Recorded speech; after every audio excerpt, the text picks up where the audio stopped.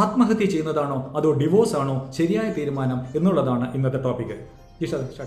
കഴിഞ്ഞ കുറച്ച് കാലങ്ങളായി നമ്മുടെ സമൂഹത്തിൽ ദാമ്പത്യ ജീവിതത്തിലെ കലഹം കാരണം ഉണ്ടാകുന്ന ആത്മഹത്യ ഒരുപാട് കൂടുതലാണ്. ടോക്സിക് റിലേഷൻഷിപ്പ് ആണെന്ന് അറിഞ്ഞിട്ടും അതിൽ തന്നെ കണ്ടിന്യൂ ചെയ്യുന്നതാണ് ഒന്നാമത്തെ കാരണം. വേണ്ടതുപോലെ വേണ്ട സമയത്ത് വേണ്ട തീരുമാനം എടുക്കാത്തതാണ് രണ്ടാമത്തെ കാരണം.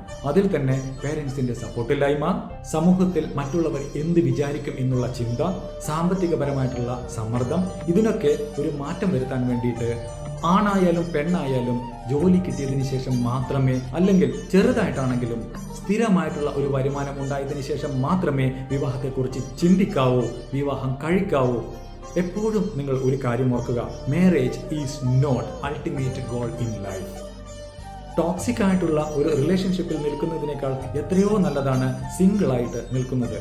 ടോക്സിക് റിലേഷൻഷിപ്പ് കാരണം ധൈര്യപൂർവ്വം ഒറ്റയ്ക്ക് നിൽക്കാൻ തീരുമാനമെടുത്തവർ ഇന്ന് ജീവിതത്തിൽ വളരെയധികം ഹാപ്പി ആയിട്ടും വളരെയധികം സക്സസ്ഫുള്ളായിട്ടും ഇരിക്കുന്നത് നിങ്ങൾക്ക് കാണാം. സിനിമാ മേഖലയിലായാലും അല്ലെങ്കിൽ രാഷ്ട്രീയത്തിലായാലും നമ്മുടെ ചുറ്റുമുള്ള നമ്മുടെ ഫ്രണ്ട്സ് ആയാലും റിലേറ്റീവ്സ് ആയാലും നമ്മുടെ നാട്ടുകാരായാലും നമുക്കറിയാവുന്ന ആരെ എടുത്ത് നോക്കിക്കോ, എക്സാമ്പിളായിട്ട് എടുത്ത് നോക്കിക്കോ, മിക്കവാറും ആൾക്കാർ, മെജോറിറ്റി ആൾക്കാർ ജീവിതത്തിൽ സക്സസ് ആയിട്ടുണ്ട്, അവർ ഹാപ്പി ആയിട്ട് ഇരിക്കുന്നുണ്ട്. അറ്റ്ലീസ്റ്റ് അവർ കുറച്ച് കംഫർട്ട് സോണിലെങ്കിലും ആയിരിക്കും.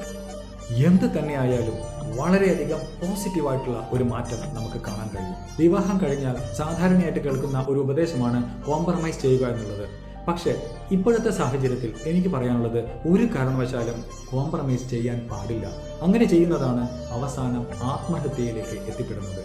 പിന്നെ പറയുന്ന കാര്യങ്ങൾ നിങ്ങൾക്കത് ശരിയാണെന്ന് തോന്നുകയാണെങ്കിൽ നിങ്ങൾക്ക് സിറ്റുവേഷൻ അനുസരിച്ച് സന്തുഷ്ടമായ ഒരു കുടുംബജീവിതത്തിന് വേണ്ടിയിട്ട് ചില അഡ്ജസ്റ്റ്മെൻറ്റുകളൊക്കെ ചെയ്യാം. ടോക്സിക് റിലേഷൻഷിപ്പിൽ നിന്നും രക്ഷപ്പെടാൻ വേണ്ടി ആത്മഹത്യയെക്കുറിച്ച് ചിന്തിക്കുന്നതിന് പകരം അതിൽ നിന്നും പുറത്തു കടക്കാൻ ശ്രമിക്കുക. അതിൽ നിന്നും എങ്ങനെ പുറത്തു കടക്കണം എന്നുള്ളതിനെക്കുറിച്ച് മാത്രം ചിന്തിക്കുക. എന്ന് പറഞ്ഞാൽ ഡിവോഴ്സ് ചെയ്യേണ്ട സാഹചര്യം ആണെങ്കിൽ തീർച്ചയായും ഡിവോഴ്സ് ചെയ്യുക. ഡിവോഴ്സ് ചെയ്യുന്നത് ഒരു തെറ്റായ തീരുമാനമേ അല്ല. At least you can save your own life, you will be safe. ഇനി ഒരു കാര്യം കൂടെ പറഞ്ഞിട്ട് അവസാനിപ്പിക്കാം.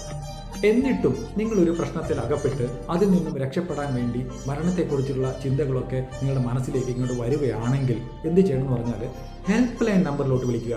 ഹെൽപ്പ് ലൈൻ നമ്പർ എന്ന് പറഞ്ഞാൽ ഓരോ രാജ്യത്തിനും അതിൻ്റേതായ ഹെൽപ്പ് ലൈൻ നമ്പേഴ്സ് ഉണ്ട്. നിങ്ങളിപ്പോൾ ഇന്ത്യയിലാണെങ്കിൽ അവിടുത്തെ ഉണ്ട്, UAE-യിലാണെങ്കിൽ അവിടുത്തെ ഉണ്ട്, ഗൾഫ് കൺട്രീസിൽ, പിന്നെ യൂറോപ്യൻ കൺട്രീസിലാണെങ്കിൽ അവിടെയുള്ള ഹെൽപ്പ് ലൈൻ നമ്പേഴ്സ് ഉണ്ട്. ഇത് നിങ്ങൾക്ക് ഗൂഗിളിൽ നിന്ന് കിട്ടും. നിങ്ങൾ കല്യാണമൊക്കെ കഴിഞ്ഞ് വിവാഹം കഴിഞ്ഞ് ഏതെങ്കിലും ഒരു കൺട്രീസിലൂടെ പോകുമ്പോൾ ആ കൺട്രീസിലെ ഹെൽപ്പ് ലൈൻ നമ്പേഴ്സ് നിങ്ങളുടെ സ്വന്തം മൊബൈലിൽ സേവ് ചെയ്യുക. ആ സമയം നിങ്ങളുടെ ഭർത്താവും തമ്മിൽ അല്ലെങ്കിൽ നിങ്ങളുടെ ഭാര്യയും തമ്മിൽ യാതൊരു വിധത്തിലുള്ള പ്രശ്നങ്ങളും ഉണ്ടാവില്ല. എന്നിരുന്നാലും വെറുതെ അങ്ങ് സേവ് ചെയ്തിട്ടേക്കുക. വേണമെങ്കിൽ നമുക്ക് ഉപയോഗിക്കാം, വേണമെങ്കിലും ഉപയോഗിക്കണ്ട. പക്ഷേ ഒരു സിറ്റുവേഷൻ വന്നു കഴിഞ്ഞാൽ തീർച്ചയായും ആ ഹെൽപ്പ് ലൈൻ നമ്പർ നിങ്ങളുടെ ജീവനെ രക്ഷിക്കും. Your own safety is the first choice. Love you so much. Thank you.